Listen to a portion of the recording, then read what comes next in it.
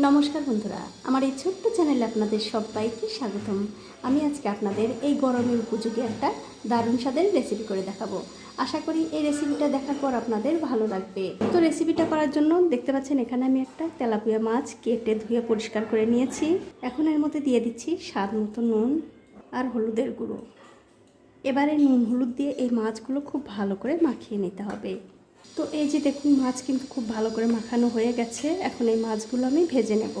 তো মাছ ভাজার জন্য দেখতে পাচ্ছেন কড়াইতে কিন্তু আমি আগে থেকেই তেল গরম করে নিয়েছি। তেল কিন্তু ভালো করে গরম হয়ে গেছে।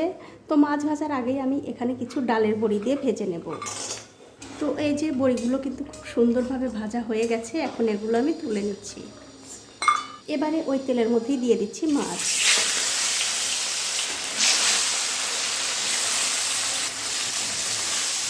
তো এই যে মাছ কিন্তু খুব ভালো করে ভেজে নিয়েছি।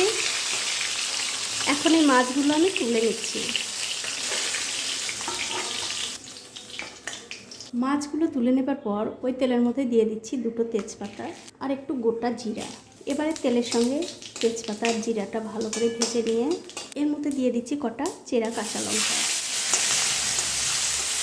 কাঁচা লঙ্কাগুলো হালকা একটু ভেজে নিয়ে এর মধ্যে দিয়ে দিচ্ছি আগে থেকে কেটে রাখা লাউ। তার সাথে দিয়ে দেবো স্বাদ মতো নুন আর একটু হলুদের গুঁড়ো। এবারে সব কিছু দিয়ে এই লাউগুলো একটু ভেজে নিতে হবে। তো এই যে দেখুন, একটা ঢাকা দিয়ে এই লাউ কিন্তু আমি খুব ভালো করে ভেজে নিয়েছি। দেখতেই পাচ্ছেন লাউ কিন্তু খুব সুন্দরভাবে ভাজা হয়ে গেছে। এখন এর মধ্যে দিয়ে দেবো সামান্য একটু জিরার গুঁড়ো আর ধনিয়ার গুঁড়ো। এবারে সব কিছু ভালো করে মিশিয়ে দিয়ে এর মধ্যে ঝোলের জন্য দিয়ে দিচ্ছি গরম জল। আর জল কিন্তু বন্ধুরা লাউয়ের মধ্যে খুব একটা বেশি দেওয়া যাবে না। তার কারণ হচ্ছে লাউ কিন্তু একটু গা মাখা ঝোল রাখলেই খেতে ভালো লাগে, তবে আপনাদের ইচ্ছা। এবারে জলটা খুব ভালো করে লাউয়ের সঙ্গে মিশিয়ে দিয়ে একটা ঢাকা দিয়ে এই তরকারিটাকে 2 থেকে 3 মিনিট রান্না করে নেব। 2-3 মিনিট পর আমি ঢাকাটা তুলে নিচ্ছি। তুলে নিয়ে এর মধ্যে দিয়ে দেবো আগে থেকে ভেজে রাখা সেই ডালের বড়ি আর মাছ।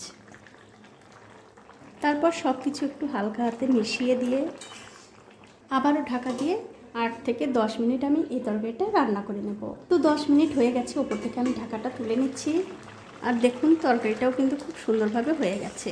এখন আমি গ্যাসের ফ্লেমটা বন্ধ করে দিয়ে আপনাদের একটু পরিবেশন করেও দেখাচ্ছি কতটা সুন্দর হয়েছে। দেখুন, এই প্রচণ্ড গরমে কিন্তু আপনারা অবশ্যই তেল মশলা একটু কম দিয়ে এই রেসিপিটা করে খেতে পারেন। খেতে কিন্তু দুর্দান্ত হয়। তো বন্ধুরা, আজ এই পর্যন্তই।